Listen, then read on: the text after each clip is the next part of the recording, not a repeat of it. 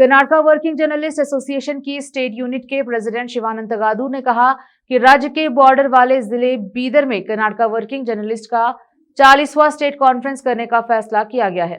रविवार को शहर के जिला पत्रिका भवन में कॉन्फ्रेंस के लिए बुलाई गई शुरुआती मीटिंग की अध्यक्षता करने के बाद उन्होंने कहा कि पहले कॉन्फ्रेंस रायचूर में करने का फैसला किया गया था, लेकिन बीदर जिले के सीनियर पत्रकारों की रिक्वेस्ट पर इसे बीदर जिले को दिया गया है। परंपरा के मुताबिक मुख्यमंत्री इस सेरेमनी का उद्घाटन करेंगे।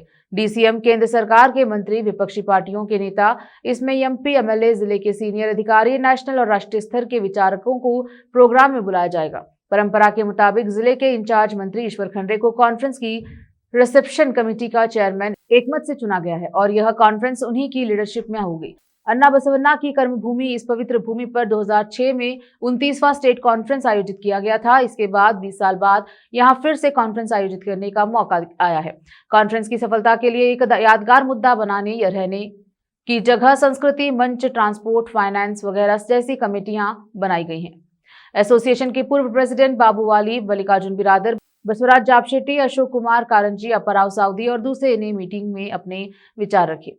मीटिंग में संघ के पूर्व state wise president Bhavani Singh Thakur समेत जिले से 100 से ज्यादा संघ के मेंबर मौजूद रहे। संघ के डिस्ट्रिक्ट प्रेसिडेंट आनंद देवप्पा ने सभी का स्वागत किया और शिव कुमार स्वामी ने मीटिंग की अध्यक्षता की। कैमरामैन पपुराज का कवरेज। राज्य मಟ್ಟದ ಪತ್ರಕರ್ತರ ಸಂಘದ ಅಧ್ಯಕ್ಷರಾದಂಥ ಮಾನ್ಯ ಶಿವಾನಂದ ತಗಡೂರ್ ಅವರೇ, ಮಾನ್ಯ ಆನಂದ್ ದೇವಪ್ಪರವರೇ, ವಾಲಿ ಅವರೇ, ಉಪಸ್ಥಿತರಿರುವಂಥ ಎಲ್ಲ ಮಾಧ್ಯಮದ ಸ್ನೇಹಿತರೇ, ಬಂಧುಗಳೇ, ಇವತ್ತು ತಗಡೂರವರು ಬೀದರ್ಗೆ ಆಗಮಿಸಿದ್ದಾರೆ. ಮೊನ್ನೆ ಸುಮಾರು ದಿವಸಗಳ ಕೆಳಗಡೆ ಇಲ್ಲಿ ಬಂದು ಬೀದರ್ ಜಿಲ್ಲಾ ಪತ್ರಕರ್ತರ ಸಂಘದ ಅಧ್ಯಕ್ಷರ ಒಂದು ಪ್ರಕ್ರಿಯೆಯಲ್ಲಿ ಭಾಗವಹಿಸಿದ್ರು.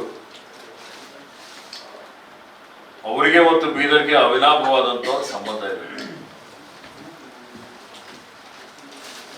ಬೀದರ್ ಬಗ್ಗೆ ಅವರಿಗೆ ಅಭಿಮಾನ ಇದೆ, ಪ್ರೀತಿ ಇದೆ. ಹೀಗಾಗಿ ನನ್ನ ಪರವಾಗಿ ಅವರಿಗೆ ಹಾರ್ದಿಕ ಅಭಿನಂದನೆ. ಅವರು ನನಗೆ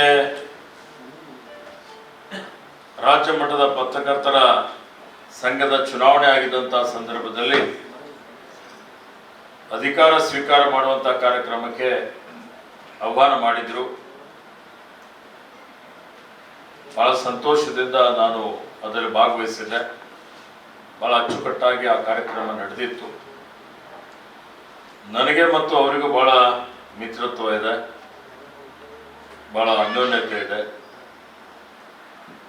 ಎಲ್ಲ ಮಾಧ್ಯಮ ಸ್ನೇಹಿತರ ಜೊತೆಯಲ್ಲೂ ಅತ್ಯಂತ ಒಂದು ಸ್ನೇಹನೂ ಇದೆ. ಇವತ್ತು ನೀವೆಲ್ಲರೂ ಸೇರಿ, ನನಗೆ ಗೊತ್ತಿಲ್ಲ, ನಾನಿವತ್ತೊಂದು ಮಾಧ್ಯಮಗೋಷ್ಠಿ ಮಾಡಲಿಕ್ಕೆ 11 ಗಂಟೆಗೆ ಬರ್ತೀನಿ ಅಂತ ಹೇಳಿದೆ.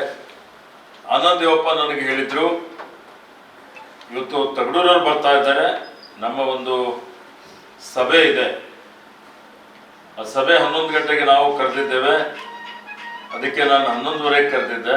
ಸ್ವಲ್ಪ ತಡ ಮಾಡಿ ಬರಬೇಕು ಅಂತ ಹೇಳಿದ್ದ ಕಾರಣಕ್ಕಾಗಿ ನಾನು 12 ಕಾಲಕ್ಕೆ ಬಂದೆ. ಇಲ್ಲಿ ನೀವೆಲ್ಲ ಸೇರಿ